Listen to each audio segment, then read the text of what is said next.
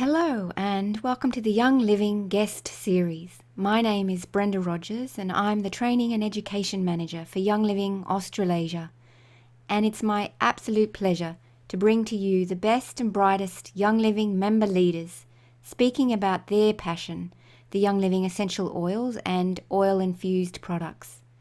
The purpose of these interview-style recordings is to bring you knowledge on how to use the essential oils to create a home free of harsh chemicals, radiant health in mind and body, and peace and calm in a world of noise. In addition, you'll be introduced to many of our wonderful Young Living leaders and their areas of expertise.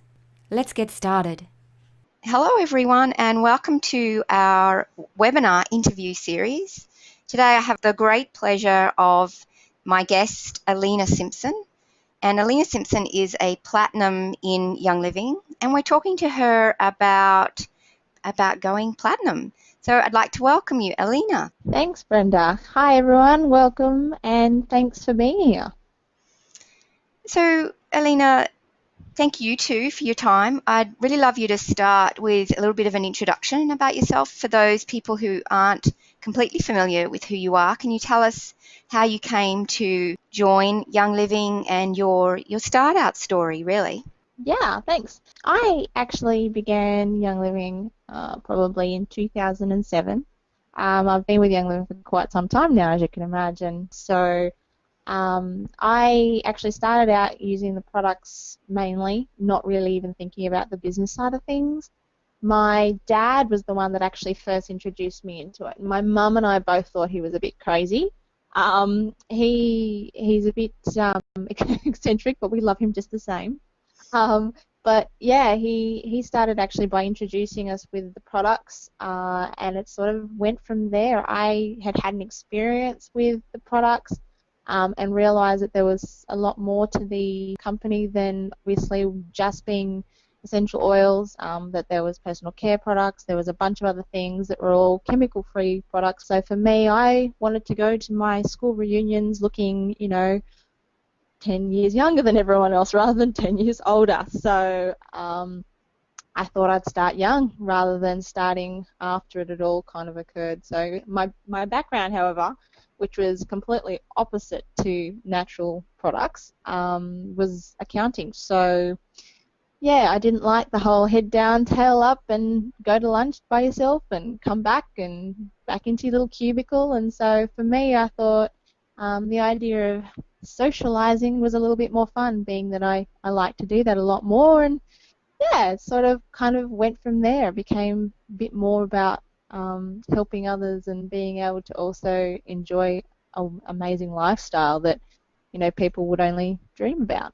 Yeah, that's really exciting, isn't it? To have, even at that age, that vision for, the travel and the sociability and the flexibility and the freedom that really network marketing as a business offers people. It's very exciting. So how did you guys start? At some point you must have recognized that there was more to the company than the products as well, and you started to look at it as potential income. Well, as I said, my father was very much interested in the oils and started to, one, love the products, and then my mum just went, how much are you spending on these products? And realized that there was a business side to it, which is when they started to go to a lot of markets and things, which I then said to them, I would go along with them every single chance I got. So I would often go with them to markets. They would do a lot of home meetings, which I then also started to do as well, with people. A lot of, just one-on-one chatting with people. A lot of the time, you'd just come across someone and they say to you, wow, what are you wearing? That smells amazing. Or how come your hair looks so good? Or whatever it was, and you'd sort of then share with them one-on-one how and what you actually were doing. So that was really cool. So a lot of markets and home meetings. Aleena, what was that like for you being young, and were you nervous, or did you know what to say, and how did that come about? I actually, a lot of the time, would stand in front of the store and just see people go past and say, "Hey, how you going?" Just general chit chat. Wow, look at the weather, isn't it amazing? Prime for being out here, or wow, what a day! I'm surprised you're here. It's not looking so good outside, or just see them eating something and say, "Hey, wow, that looks so amazing. What are you eating?" And I know a lot of the time I'd be up the front there going, "Oh, this is absolutely boring. This is so slow. There's no one here to talk to." Um, and for me, to make general chit chat, I found not too hard. It was when I was in front of a crowd where I had to talk to people. This is actually probably easy because I don't have to see anyone in front of me. But to be in front of a group of people was always one of my biggest, probably my biggest fears. I hated speeches in front of people, especially when we used to do them for school. So, yeah, the home meetings were probably the hardest ones for me to sort of just be out of my mind, thinking, "Oh no, what if I say the wrong thing?" And just realizing I had to get out of my comfort zone and just go out there and realize that I knew a lot more about these essential oils and these products than any of the people I was talking to knew. So that was something that my parents often would drill into me. You know a lot more than what they do. Don't be scared. Just tell them your story. Tell them what you've been doing. Tell them what you love about the products. Tell them, how good they smell, how they make you feel. And so I had to really get used to that aspect of being able to do that. But yeah, being in front of people at the markets wasn't too hard. And a lot of the time, the good thing is I had my family there. So when I did have a question that I wasn't able to answer, I'd just refer them back to them and ask them what the question was, like ask the question to them and see what information they had.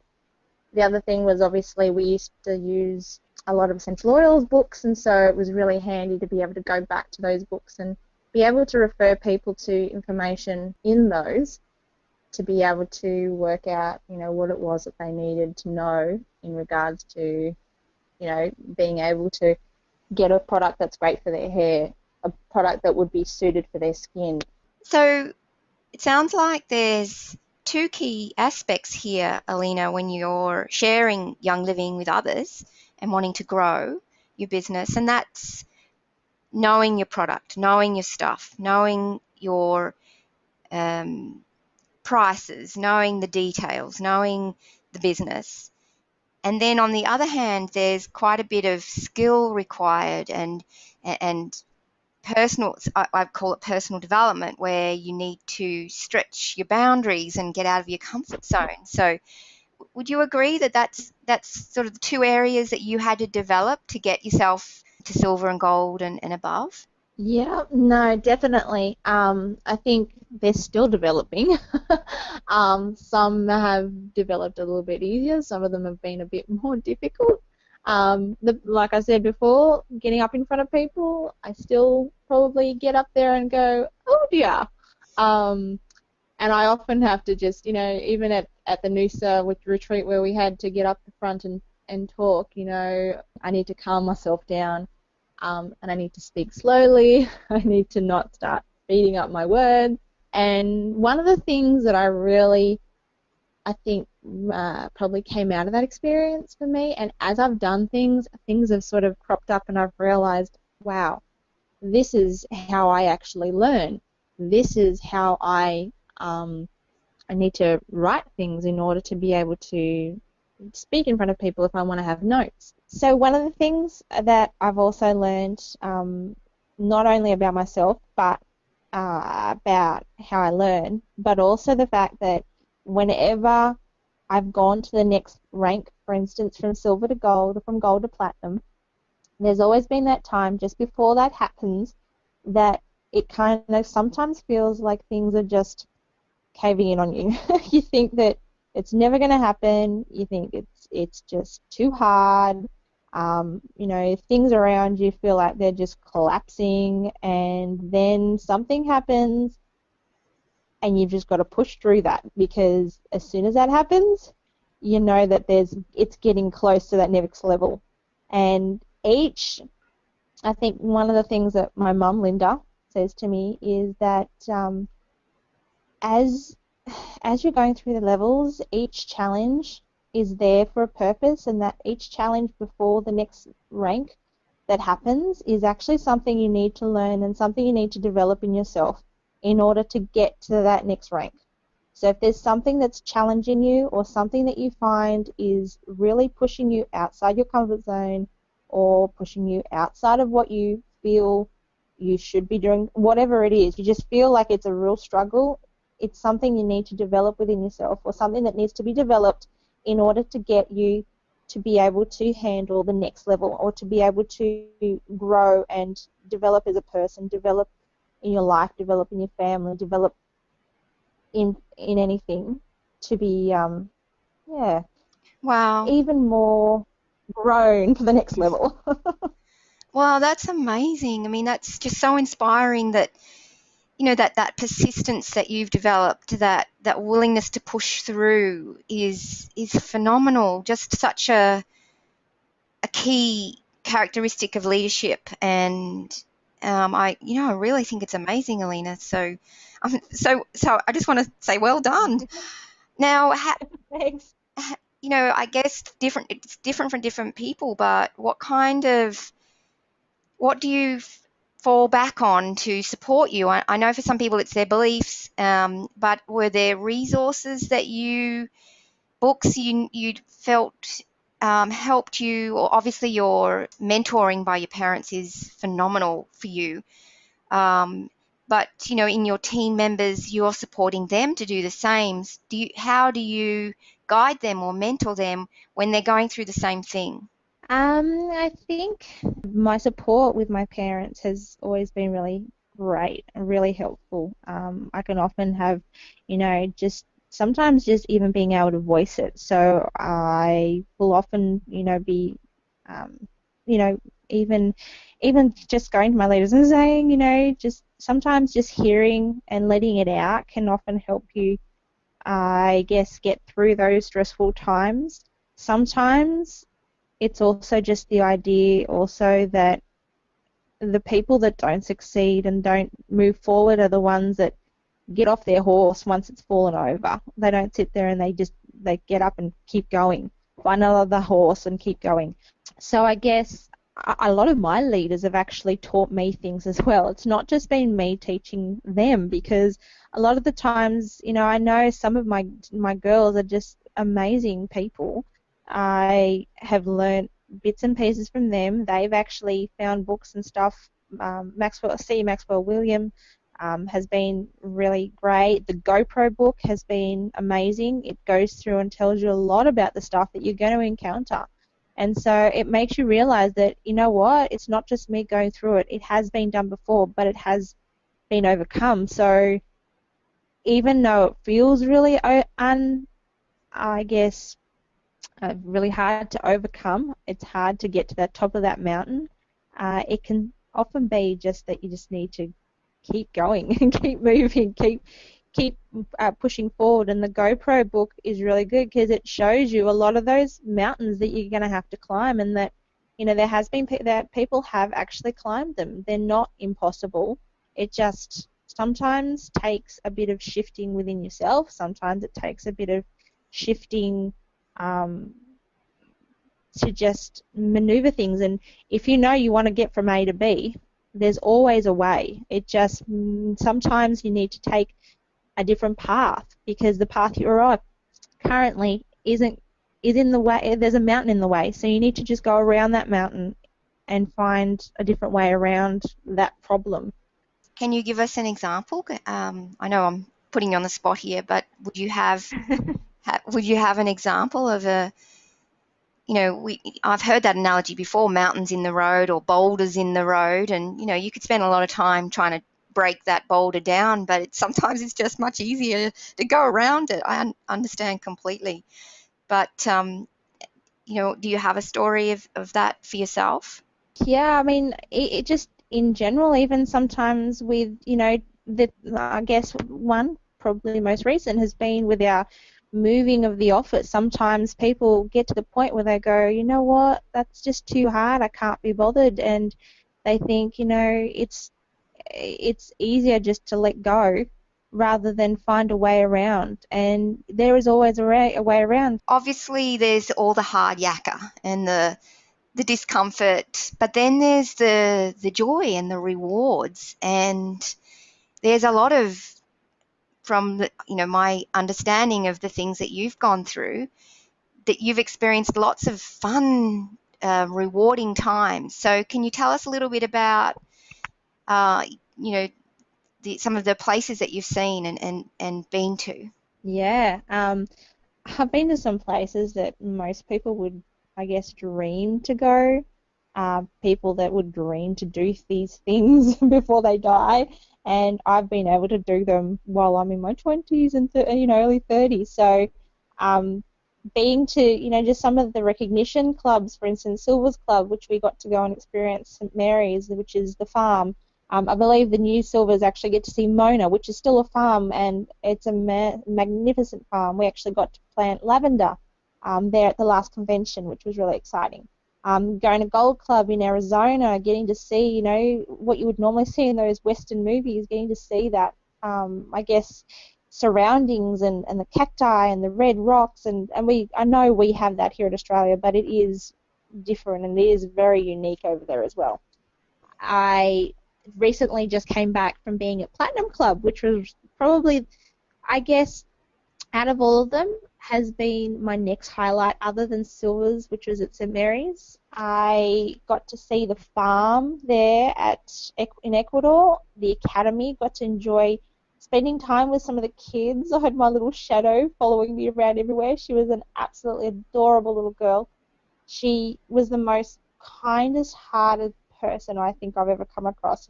Anything she had, she was happy to share, and she'd give it to the other kids, or you'd see another kid didn't have something and she'd go over and share whatever it was that she had with them.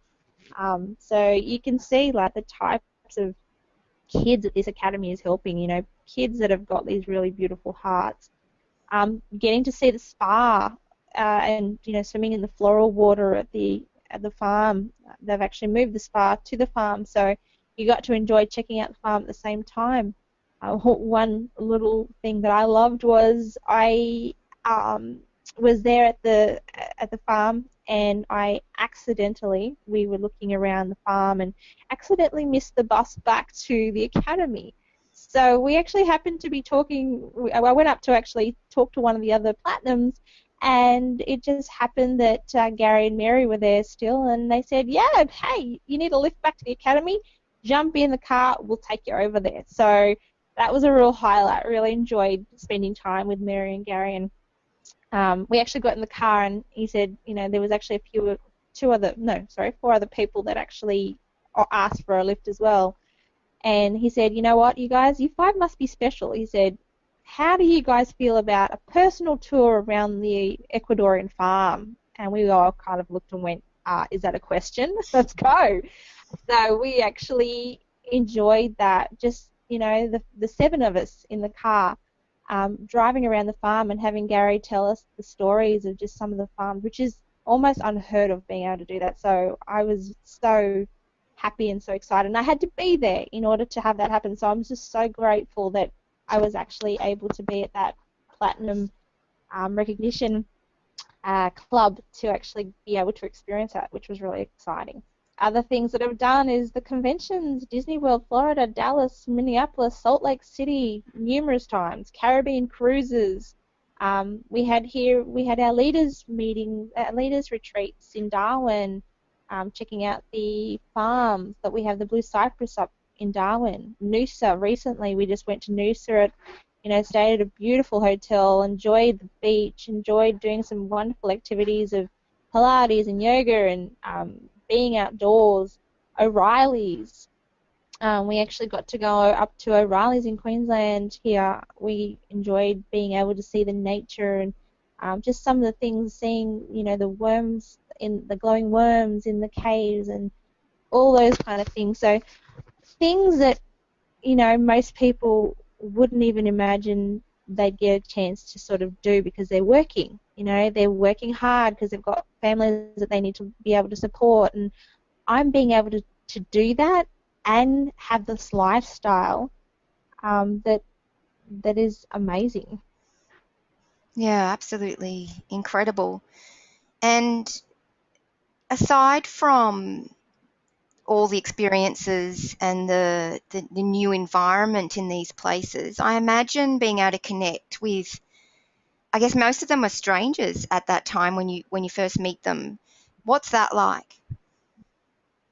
Yeah, no, it's amazing. A lot of the time, you tend to be able to sort of create these bonds with people. I know there's quite a few of us that will go to these things, and people start off as strangers, and by the end of it, you really are almost best friends. You get to enjoy spending time with them, doing activities like just unusual activities, going on a zip line, going water skiing around a lake. Um, and just having a fantastic time. I've got, four, at least at a minimum, four new friends from Platinum Club that I never would have known or never would have had it not been for that. Getting to enjoy spending time with some of our diamonds and our Royal Crown diamonds and our Crown diamonds at these events because, I know Diedfried was there with Alexandra, which is his partner, which some of you may know. Diedfried is in Austria, and so he and his partner were there at the Ecuadorian retreat because of her going platinum. So it was really exciting to be able to speak with him and speak with her, and also just be able to communicate and find out different tools that they've been using and how they've actually been growing their teams. So not only do you get to have all this fun, but you also get to learn from a lot of these other higher up ranks that you get to experience different things and share with them, and yeah, you become a lot closer. So when you're going to these conventions, it's not just going to these conventions, it's actually more like going home to meet and catch up with all your friends, because each year you just develop more and more friends at these different events. And I I have to say I've got friends all over the world, and we get together once at minimum each year, and when we do, it's a bit of a blast. So I guess they help you to learn new skills for the next journey, which would be up to the next rank as well. Definitely. So, Aleena, you're representative of the younger members of our Young Living team. What's it like growing a business as a young person, and what what do you say to other young people wanting to grow a Young Living business? I have to say the thing I love about this business is that it's my super. And while I'm building my super, I'm getting a lifestyle as well. So a lot of people, we don't realize the fact that we aren't going to be getting a pension as this age bracket, and so we need to be thinking for the future. We need to be thinking further than just what we are thinking currently. A lot of society, I guess, talks about, everything's now. What do you want now? What do you get now? Let's make sure we get fast food now.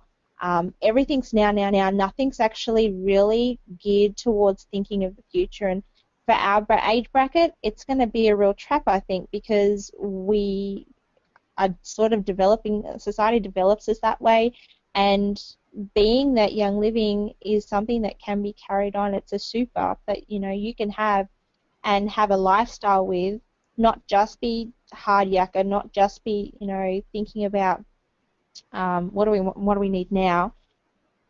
These are things that these are lifestyles that normal people, as bank executives and large corporations, would actually get to experience this kind of lifestyle. The only difference is that it's without, and it has its stresses, but it doesn't have the same level of stress as what a lot of these people would be experiencing. Many of your team members that are growing the Young Living business with you become good friends and become your travel companions and your team members in your events and in your meetings, and so you're really hanging out with like-minded people, enjoying life with them, and as you say, you're getting to have the lifestyle as well as building a solid foundation financially. Yeah. Yeah, and they do. You do because you tend to spend a lot of time with these people. So that's why it's really important that, when you are picking those leaders, they are people that you are going to enjoy spending time with because they are people you're going to enjoy these events with. You're going to enjoy these cruises with. You're going to enjoy going to these clubs with and being able to experience these different, I guess, experiences that you're going to get with Young Living. Well, there's that saying that people have about, being caught in the rat race, I suppose, of trying to make money. We give up our health trying to make money, and then we give up our money trying to regain our health. So, Yeah. your business is you're gaining health by being part of Young Living, and you're gaining wealth at the same time, as well as having fun. Correct. The thing with Young Living is you see a lot of people that in Young Living were just doing their thing, trying to get around to both their family and making enough money to support them.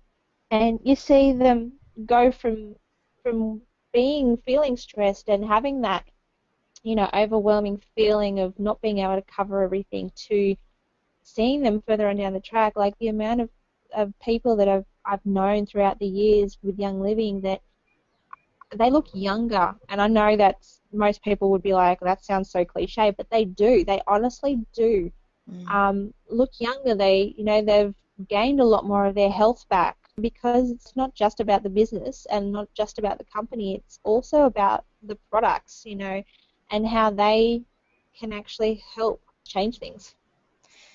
So, do you have any tips for people wanting to grow their team, especially young people? You talked about picking your leaders and that being important. What other tips can you tell us about growing a team? Don't ever stop learning. Don't ever stop. Don't ever think that you know everything. Don't ever think that someone else's idea is rubbish and that you know better. There's a lot of people out there that have already invented the wheel, so we need to start using it rather than thinking we have to always develop it. The other thing is obviously in saying that you also need to know your people, so you need to know how to best pick which of those wheels is going to best fit your car, because not each group is going to be exactly the same. So there's a lot of things that the US often do that can be really relevant for us, but then there are some things that wouldn't work for our markets, and vice versa. Same for us. Some things work for us, some things don't work for them. So just not not ever closing your mind to anyone's teaching, Mm. incentives, something that's probably a really important one. For me, I guess, the trophies and everything are fantastic. For me, they don't necessarily drive me the same way as what it would for others, but realizing that just because it doesn't drive me doesn't mean it doesn't drive someone in my team. So I need to look at all aspects, not just what I feel would make me develop better. Mm. Positivity. One of the things I loved, I was reading the information at the spa in Ecuador, and one of the things, it was just so blunt and so just like in your face. If you're not interested in being positive and working with someone, then don't bother doing it. So positivity is really important, I think, and a lot of the time we tend to go straight for the negativity, and I know I've had that, and I have to make myself go back and go, you know what, just because I'm having a bad time here, I need to go back and, let's look at that, putting that positive hat back on, because something I've noticed is things happen a lot easier and a lot faster when the positivity hat goes on. When the negativity hat goes on, things just become like I'm standing in quicksand and I'm sinking. And the more I struggle, the more I sink. So I think that's really big and important. Which oils are your personal favourites for remaining positive? Ah, well, my favourite and the one that actually helped me find my most enjoyment probably was Stress Away. Mm. Just getting rid of the stress. I'm a bit of a stress head, and so often things get overwhelm me. And so stress away is one that I love. I love the smell of it. Makes me just feel happy. Um, Lavender. I know it's a not an expensive one, but it's one that I think even when I went to the St Mary's farm, just going over the crest and going into the farm, seeing that lavender just made me go, oh, I don't know what it was. Brought me to tears, which is embarrassing, but it does. It just really has a different frequency, and I find that the energy of that just is amazing, and it can be used for so many things, Mm. and it relaxes. Peppermint, I mean, peppermint is great because it just gets you out of that headspace. It really just clears your thoughts, clears your mind, just really gets you invigorated. If you're feeling tired, and you're feeling grumpy, peppermint can often make you just feel different, make you just snap out of that and have that refreshing feeling. So yeah, stress away, lavender, and peppermint are probably some of my favourites that I never go anywhere without. Well, that's fantastic. Aleena, I want to thank you for your fantastic chat with me here today because you've really shared some incredible information and reinforced some foundational things for people out there who are also wanting to get themselves to platinum. So I want to thank you for that. But just, we're about to close. Would you mind leaving us with your advice or words of wisdom that you'd like to give people when they're contemplating such a journey, the journey of getting to platinum and beyond? Just do it. Trust me, once you get there, you won't realize you don't know what you're missing out on until you see it. Because had I been silver still, I would never I would have seen people doing things and thinking, oh yeah, that's nice, but when you get there and you get to experience it and you get to see it, you just realize, wow, you just want everyone to have that same experience. While it's not going to be exactly the same as what yours is, it's going to be phenomenal, and I know that it's something that you'll never forget and something that you will want to share with others around you, and you'll want to take people with you when you can. I just thought it's been phenomenal. The whole journey has been phenomenal, and it's not even over yet. Well, thank you so much. I want to thank you again for your generosity in being with us and sharing with us. And congratulations on getting to platinum. And we look forward to re-interviewing again when you're diamond. Excellent. Well, it shouldn't be too long away, which working towards it now. So Awesome. Thanks so much, Aleena. thanks, Brenda. That's all for today. Thank you for being with us. Please join us again next time for more essential oil wisdom. If you'd like to find out more information about Young Living, there are many resources available to you on the Young Living website, www.youngliving.com.au, or alternatively, speak to the person who introduced you to Young Living to find out more. To listen to other Young Living recordings and webinars, please go to your virtual office.